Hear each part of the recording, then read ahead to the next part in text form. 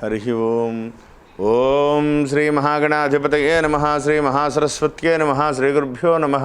హరి ఓం. సదాశివసమారంభాం శంకరాచార్యమధ్యమాం అస్మదాచార్యపర్యంతాం వందే గురుపరంపరాం. జై గురుదేవదత్త. పరమేశ్వర స్వరూపమైనటువంటి ఈ సృష్టికి నమస్కారాలు చేస్తూ శ్రీ శార్వరీనామ సంవత్సరం, ఈ సంవత్సరం కర్కాటక రాశి వారికి అసలు ఈ సంవత్సరం యొక్క కందాయ ఫలితాలు, ఆదాయ వ్యయాలు ఏ విధంగా ఉన్నాయి, అసలు ఈ సంవత్సరం మొత్తం మీద ఫలితాలు ఏ విధంగా ఉంటాయో, కర్కాటక రాశి వారికి ఏ విధంగా ఉంటాయో తెలియజేస్తాను. కర్కాటక రాశిలో పునర్వసు నక్షత్రంలో జన్మించినటువంటి 4వ పాదము, పుష్యమి నక్షత్రంలో ఉన్నటువంటి 4 పాదములు, ఆశ్లేష నక్షత్రంలో ఉన్నటువంటి 4 పాదములు కలిపి కర్కాటక రాశి అవుతుంది. కర్కాటక రాశి వారికి ప్రారంభములుగా అయితూ మార్చి 29వ తారీఖు నుండి జూన్ 29వ తారీఖు వరకు గురుడు సప్తమ స్థానం ముందు సువర్ణమూర్తి, అదేవిధంగా శనైశ్వరుడు 7వ స్థానం ముందు సంవత్సరం అంతా కూడా తామ్రమూర్తి. ఈ గురుడు జూన్ 29వ తారీఖు నుంచి నవంబరు 20వ తారీఖు వరకు కూడా మళ్ళీ 6వ స్థానంలో వక్రించి లోహమూర్తిగా సంచరిస్తారు. ఆ తర్వాత నవంబర్ 20వ తారీఖు నుండి 7వ స్థానం ముందు తామ్రమూర్తి. మొత్తం మీద ఈ గ్రహస్థితి ఈ యొక్క కర్కాటక రాశికి మూర్తిమంతమంతా కూడా పరిశీలించగా ఈ సంవత్సరం కర్కాటక రాశి వారికి ఆదాయం 11, వ్యయం 8, రాజ్యపూజ్యం 5, అవమానం 4. పరమేశ్వరుడు అనుగ్రహం, గురుడి యొక్క అనుగ్రహం, మీ యొక్క నిశ్చలమైనటువంటి భక్తి సంపత్తులు ఇవన్నీ కూడా కర్కాటక రాశి వారికి కాపాడుతున్నాయి, అణువణువు కాపాడుతున్నాయని సంవత్సరం చెప్పాలి. అసలు 2016 లగాయితూ కూడా శని 6వ స్థానంలోకి ప్రవేశించారు. 17, 18, 19 శని 6వ స్థానంలోకి ప్రవేశించారు అని అనుకునేంత లోపులోనే రాహువు ధనమందు, తరువాత జన్మస్థానమందు గత 3 సంవత్సరాలు కూడా చాలా భయంకరమైనటువంటి కష్టాల్లోనే వీళ్ళు అనేక రకాల ఇబ్బందుల్లోనే పడ్డారు. గురుడు పంచమ స్థానంలో ఉన్నప్పటికీ కూడా జన్మమందు రాహు ఉండడం వల్ల ఏమీ యోగించలేకపోయారు. పరమేశ్వరుడు యొక్క అనుగ్రహంతో అతిచారంతో ఎప్పుడో 2020 నవంబర్లో రావలసినటువంటి గురుడు అతిచారంతో ఒక రకంగా కర్కాటక రాశి వారిని ఉద్ధరించడం కోసమే వస్తున్నారా అని చెప్పడంలో ఒక రకంగా ఆశ్చర్యం వేస్తుంది. ఆయన అనుగ్రహం ఆ విధంగా 7వ స్థానంలో సువర్ణమూర్తిగా వచ్చి మీరు పడుతున్నటువంటి కష్టాలకి కంటి తుడుపుగా ముందు మీకు సహాయం చేస్తారు పరమేశ్వరుడు. గురుడు 7వ స్థానంలో ఉంటూ శని 7వ స్థానంలో తామ్రమూర్తిగా ఆయన తటస్థంగా ఎటువంటి ఇబ్బంది లేకుండా పరమేశ్వరుడి యొక్క దయతో పనులన్నీ కూడా మీరు ఊపిరి తీసుకోగలుగుతారు. ఖచ్చితంగా మీకు ఈశ్వరుడి యొక్క అనుగ్రహం మీకు కలిగి తీరుతుంది, ఏమాత్రం సందేహం లేదు. రాహువు సెప్టెంబరు వరకు కూడా వ్యయస్థానం ముందు లోహమూర్తిగానే ఏమి ఉపయోగించట్లేదు మీకు. రాహువు సెప్టెంబర్ 23 నుంచి లాభమందు రాహువు, పంచమ స్థానంలో కేతువు ఇద్దరు కూడా సువర్ణమూర్తిగా అసలు 2021 అయితే మీదే పూర్తిగా విజయాన్ని సాధిస్తారు. ఈ లోపల కూడా ఎప్పుడైతే గురుడు 7వ స్థానంలో ఉన్నటువంటి ఈ 3 నెలలు కూడా ఈ 90 రోజులు కూడా విశేషమైనటువంటి యోగం కలుగుతుంది, ఏమాత్రం సందేహం లేదు. పరమేశ్వరుడి యొక్క దయతో మీరు మంచి నిర్ణయాత్మకమైనటువంటి ఆలోచనలతో చక్కగా పూర్తిగా ఒక నిబద్ధతతో ఒక పర్టికులర్గా మీరు ఏ విధంగా ఉంటారు.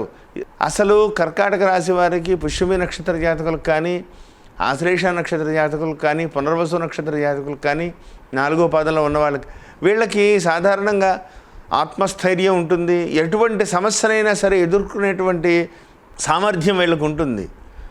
ఈ రాశిలో జన్మించిన వాళ్ళు పెద్ద పెద్ద డాక్టర్లు ఉన్నారు.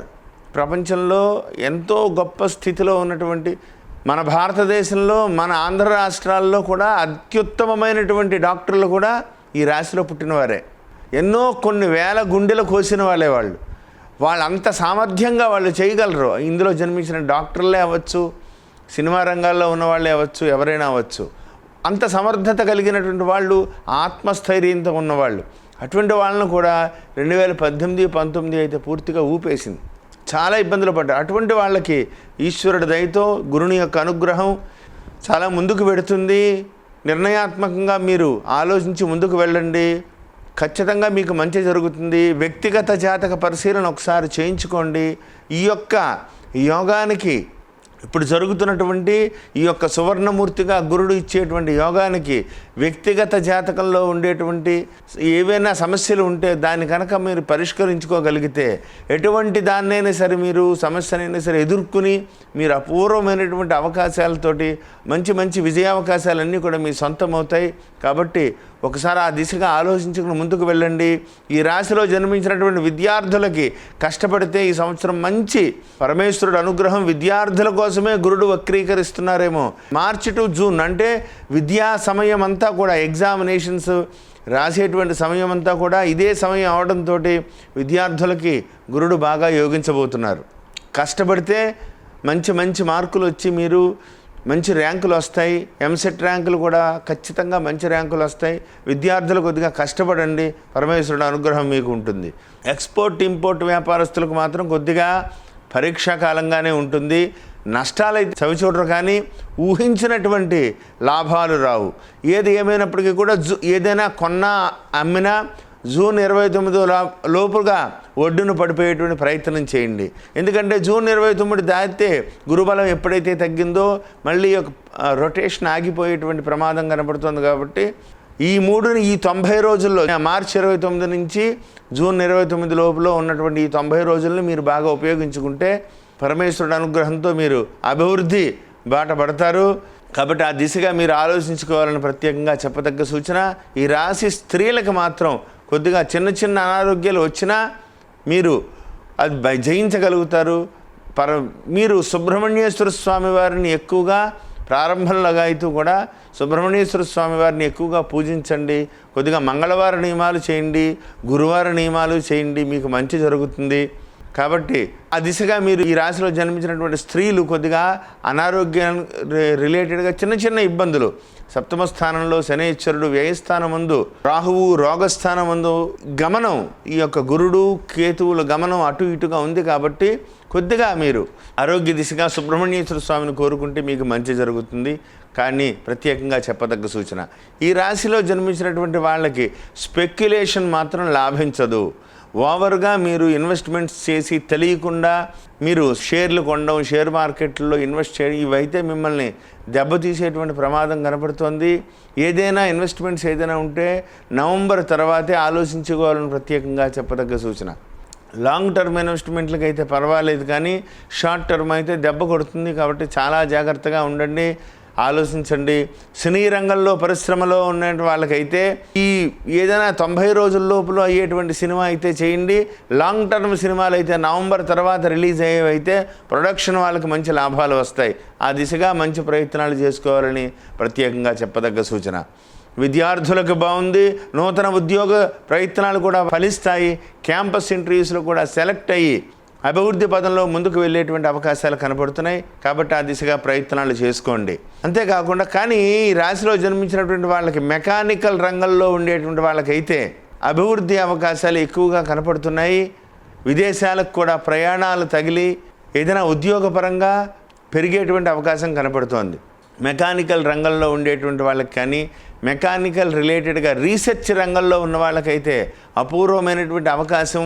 మీ యొక్క ఆలోచనే మీ పెట్టుబడి. కాబట్టి ఆ దిశగా మీ ఎక్కువ ప్రయత్నాలు చేసుకోండి. ఈ రాశి ఇప్పుడు ఉన్నటువంటి పరిస్థితులను బట్టి, శనైశ్వరుడి యొక్క దృష్టిని బట్టి కొంత బద్ధకం, చూద్దాంలే చేద్దాంలే అని మాటలతోటే ఎక్కువ సమయం గడిపేటువంటి పరిస్థితి కనపడుతోంది. ఆ విధంగా కాకుండా జయించాలి అంటే మీరు ప్రాతకాలంలోనే లేచి ఈశ్వరారాధన చేసుకోండి. శివ జపం ఎక్కువగా చేసుకోండి, ఈశ్వరుడి జపం చేసుకోండి. ప్రతి శనివారము కూడా ఈశ్వర దేవాలయానికి వెళ్ళి స్వామి దృష్టిలో మీరు పడేలాగా గుడి చుట్టూ ప్రదక్షిణం చేసి స్వామివారికి బిల్వదనాలు సమర్పించండి. మీకు ఇంకా ఇంకా మంచి జరుగుతుంది. పరమేశ్వరుడు మీ అభ్యున్నతి కోసమే వక్రగతిలో అతిచారంతో ముందుకు వస్తున్నారు. ఖచ్చితంగా మీకు ఈ సంవత్సరం యోగవంతమైనటువంటి దిశగా కనబడుతోంది. కాబట్టి అపూర్వమైనటువంటి విద్యార్థులకి విద్యావకాశం, ఉద్యోగస్తులకి ఇష్టమైనటువంటి ప్రదేశాలకి స్థానచలనం జరిగి అభివృద్ధి పదంలోకి కూడా వెళతారు. కాబట్టి ఆ దిశగా మీరు ఆలోచించి ముందుకు వెళ్ళాలని ప్రత్యేకంగా చెప్పదగ్గ సూచన. పుష్యమి నక్షత్రంలో జన్మించినటువంటి వాళ్ళకైతే చాలా బాగుంటుంది. ఎందుకంటే మీ రాశికి అధిపతి కూడా శనైశ్వరుడు. 7వ స్థానంలో మీ యొక్క రాశి చూడడం, శనైశ్వరుడి యొక్క అనుగ్రహం మీకు సంపూర్ణంగా ఉంది. దశరథ కృత శనైశ్వర స్తోత్రాన్ని నిత్యం పారాయణ చేయండి. స్వామి అనుగ్రహం ఇంకా మీకు రెట్టింపు అవుతుంది. ఆశ్లేష నక్షత్ర జాతకులకైతే గురు భగవానుడి యొక్క అనుగ్రహం మీరు పొందాలి కాబట్టి గురు స్తోత్రాన్ని పారాయణం చేయండి. కుదిరితే నమ్మకాన్ని పారాయణం చేయించుకోండి. మీరు చేయగలిగితే నిత్యం నమ్మకం పారాయణం చేసుకోండి. పురుష సూక్తాన్ని పఠించండి. ఇవన్నీ కూడా మీకు అపూర్వమైనటువంటి అవకాశాలు. పరమేశ్వరుడి యొక్క మీ యొక్క అభ్యున్నతి కోసమే స్వామివారి అతిచారంతో ముందుకు వస్తున్నారు. పుత్ర సంతానం కలిగి తీరుతుంది. ఈశ్వరుడు అనుగ్రహంతో మీరు అభివృద్ధిలో వస్తారు. నిరంతరము కూడా ఇంకా మీరు అభివృద్ధి చెందాలి అంటే ఈ సంవత్సరం స్వయంభవ దేవాలయాల్ని ఖచ్చితంగా ఒక్కసారి శ్రీశైలం వెళ్ళండి. స్వామివారిని ఒక రాత్రి అక్కడ నిద్ర చేసి పొద్దునే లేచి పరమేశ్వరుడికి పంచామృతాలతో అభిషేకం చేయించుకుని స్వామి దర్శనం చేసుకురండి. ఆ తర్వాత ఒక్కసారి విజయవాడ దుర్గాదేవి ఆలయానికి వెళ్ళండి. ఒక్కసారి అమ్మవారి కుంకుమార్చన చేసుకుని అమ్మవారి దర్శనం చేసుకురండి. ఈ సంవత్సరం అంతా కూడా రాహువు, శని, గురుడు మీకు అపూర్వమైనటువంటి యోగాన్ని ఇవ్వబోతున్నారు కాబట్టి రాహువు దుర్గా అమ్మవారి దర్శనం చేసుకోవడం వల్ల రాహువు మీకు యాక్టివ్ అవుతారు. శ్రీశైలం వెళ్ళి దర్శనం చేసుకోవడం వల్ల శనైశ్వరుడు, గురుడు మీకు అపూర్వమైనటువంటి అవకాశాలను కలగజేస్తారు. కాబట్టి ఆ దిశగా ప్రయత్నాలను ప్రారంభించుకుని పరమేశ్వరుడి యొక్క అనుగ్రహానికి పాత్రులయ్యి శార్వరీనామ సంవత్సరంలో పురోభివృద్ధిలో ఉంటారని కోరుతూ స్వస్తి.